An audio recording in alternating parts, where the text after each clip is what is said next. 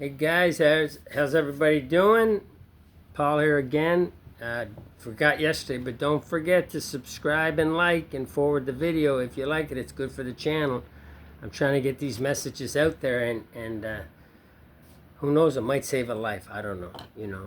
I know it's important stuff that this book that we keep reading and talk about and analyzing has saved millions and millions of people across the world.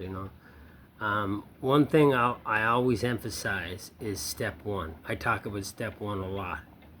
It's the most important step. Without step one, we're not going to do the rest of the steps. If I don't know what's wrong with me, I'm not going to take the medicine. I can guarantee you that. So every now and then I'll go back to step one, maybe every 3 or 4 videos, and it's like if you go to the doctor and you got a certain type of illness, cancer or whatever, I guarantee you when you go visit him every week, he's going to mention cancer or your knee problem, or he's going to mention that at least once. He's going to, he's not going to just talk about the solution. He's going to talk about the problem too, So I'm going to talk a little bit about the problem, and the problem came from Dr. Silkworth. He used to work at a hospital that was just for alcoholics, back in the early 1930s, and he was the physician that treated Bill W. 3 times, and he worked with like 40,000, alcoholics. He knew what the problem was. He knew what the problem was, man. The obsession of mind, the allergy of the body, and he really broke it down for Bill. Yet he got nobody sober. He got nobody sober by just knowing what the problem was. I go to the doctor, he tells me I got cancer, and I walk away.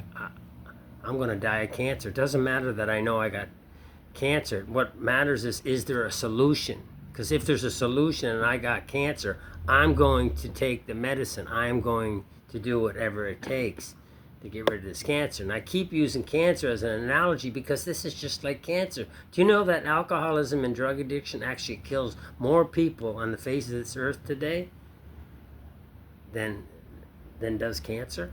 Isn't that amazing? So the doctor's opinion was, I'll put my glasses on, but the doctor's opinion was written by Dr. Silkworth, and he was a doctor that treated Bill, and he worked at this hospital just for alcoholics, and he was frustrated, but it's the only job he could get. It's the only job he could get. It was after the the crash, the stock market crash, and really nobody wants to work with alcoholics. They don't pay their bills anyway. They're always lying, and they're hard to tell what to do. But I mean, he ended up working in a hospital with alcoholics, and they're chronic alcoholics. He really didn't get sober. So he was pretty intrigued with the program that Bill, his 3rd time in, came together. The program that he got from Ebby that we talked about yesterday. So I'll just quickly talk about a little bit. Can't read it all. Run out of time already. But Dr. Silkworth said this. He said, men and women drink essentially because they like the effect produced by alcohol. Most of the effect produced by alcohol is not what alcohol gives me. It's what it takes away. It takes away my nervousness. It takes away my nervous disposition. It takes away my fear of people. Yeah, it loosens me up a little bit, man, but I don't worry so much. I'm not, so alcohol, I like the effect, produced by alcohol, and that's why it says men and women. It doesn't say alcoholic. It says men and women, It says the sensation is so elusive that while they admit is it injurious, they cannot after a time differentiate the true from the false. To them, their alcoholic life seems the only normal one. They are restless, here's the emotions, they are restless, irritable, and discontented, unless they can again experience the sense of ease and comfort, which comes at once by taking a few drinks. Drinks which they see others taking with impunity. They're having one, But it says after they have succumbed to the desire again, that's the obsession, that's the thought that I can somehow control and enjoy my drinking. That's the definition of the obsession. It's an insane thought, right? But after they succumb to the desire again, as so many do, and the phenomenon of craving develops, they pass through the well-known stages of a spree, emerging remorseful with a firm resolution not to drink again. They really mean it. Like, I really meant it. When I said I'm not drinking no more, especially for my son and my job, like, I really meant it. People don't think we mean it, but we really mean it, It says this is repeated over and over And unless the person can experience an entire psychic change, through the steps, that's the same as a vital spiritual experience. That's the same as a spiritual awakening. All these things mean the same thing. Dr. Silkworth calls it an entire psychic change. That he says, unless the alcoholic can experience an entire psychic change, there is very little hope of his recovery. So we have to do something, to experience that psychic change. But it also says, here's the hope. On the other hand, and strange as this may seem to those who do not understand, once a psychic change has occurred, through the process that Bill told Dr. Silkworth about, that these 100 alcoholics were doing at the time, it says, once a psychic change has occurred, the very same person who seemed doomed, who had so many problems, he despaired of ever solving them, suddenly finds himself easily able to control his desire, his obsession, right? His desire for alcohol. The only effort necessary being that required to follow a few simple rules. And you might say to me, well, now that I know what that's my problem is, I got an obsession of mine, an allergy of the body, and if I start drinking, I'm going to go through a well-known spree, and I'm going to end up in jail again, and I'm going to be, emerge remorseful.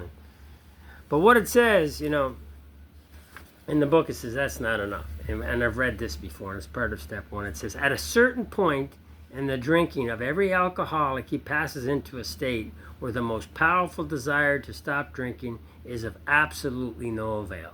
So knowing I have an allergy, knowing I have an obsession of the mind, knowing I'm going to go back to the penitentiary, to jail or to the hospital, or lose my wife, is of absolutely no avail. This tragic situation has already arrived in practically every case long before it is suspected. We don't remember with sufficient force the humiliation and suffering of a month or even a week ago, and we are without defense against the first drink, But, I might point this out too, which has nothing to do with alcohol. On page 25, on the next page, it says, don't worry, there is a solution. Almost none of us like the self-searching, the leveling of our pride, the confession of shortcomings, which the process requires for its successful consummation. But we saw that it really worked in others. So this leveling of pride and confessions of shortcomings, this is the steps. Okay, this has nothing to do with alcohol or drinking. This got something to do with it. Taking a look at myself, getting down to causes and conditions, and really find out where that thought's coming, where it's coming from. Where's that restless and irritable discontent coming from? That's making me pick up that drink of poison, So just knowing, the book says self-knowledge as an alcoholic will avail us nothing. Just knowing that I'm alcoholic, and we got to do something. But it is important to understand what the problem is. Because if I don't understand what the problem is, there's no way I'm going to do the rest of this stuff. So I remember in one of Bill's story, he went out all winter before AA started, the whole winter of 1935, and he was trying to get drunks sober, on the bar stools and in the alleys, and going out and just trying to help every alcoholic he could, And he went to his wife Lois, and this was like an epiphany he had or whatever. He went to his wife Lois, and she said, I've been trying to help alcoholics all year, all winter, for months, and not one alcoholic is sober today. And I've been trying and trying. And she said, yeah, but you're sober. You see? That's what we talked about yesterday. One alcoholic trying to help another alcoholic. She said, but you're sober. So when he went to Akron a few months later, he realized he got into a bad situation with a business deal over there, and he had a craving for a drink at 5-6 months sober, and he remembered that. So instead of going into the bar and taking a drink, he went to the payphone. He needed to get a hold of another alcoholic. He needed to talk to another alcoholic, which he was doing the whole winter of 1935 because it was keeping him sober. And he got a hold of Dr. Bob. And then Alcoholics Anonymous started. One alcoholic talking to another. That's how Alcoholics Anonymous started. And nothing will ensure immunity from drinking than intense work or even talking to another alcoholic, But anyway, that's the problem. The problem is we're going to drink no matter what. No matter how much we want to stay stopped, no matter, even if our life depends on it. There's people drank themselves to death. They're at 6 feet under today knowing they were going to die and couldn't stop drinking. Up until they come up with this beautiful solution, you know. So the problem came from Dr. Silkworth, really, but the solution came from Carl Jung. You know, so the problem was powerless over alcohol, but power, recovering through a power of a higher power of God of your understanding, that came from Carl Jung over there in Europe. So you know, Bill saw that. Bill was keen. He saw that. He put those two doctors kind of their information together, and he wrote the program of Alcoholics Anonymous with the help of you know, 100 other men. And he watched. He was very keen. You know, he was an alcoholic. He wasn't perfect, but he put together a program that really worked. And you know, they haven't changed the book today. They haven't changed the Dr. Pinion story not once today. It works too good. It worked too good 80 years ago. It's working good today, you know. So I went on a little bit too long today, but I think step one is very important. We don't know what the problem is. We're not going to be even concerned about the solution. So I hope that helps anybody, especially if you're new. You know, we got a problem that we're powerless over alcohol, which means we're going to drink no matter what, and we have a solution to that. We have a way of lifting that obsession where we can go through life comfortably and not have to take a drink.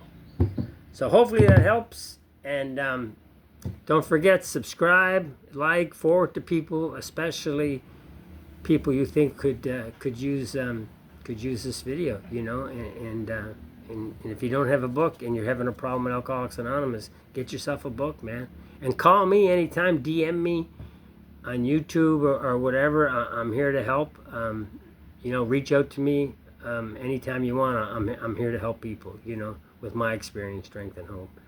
So this was my longest video yet, but that's okay. Felt like talking a lot. Felt like talking for a little while today, so anyway, I'll shut up now. I love you all. You guys have a great day, and talk to you later.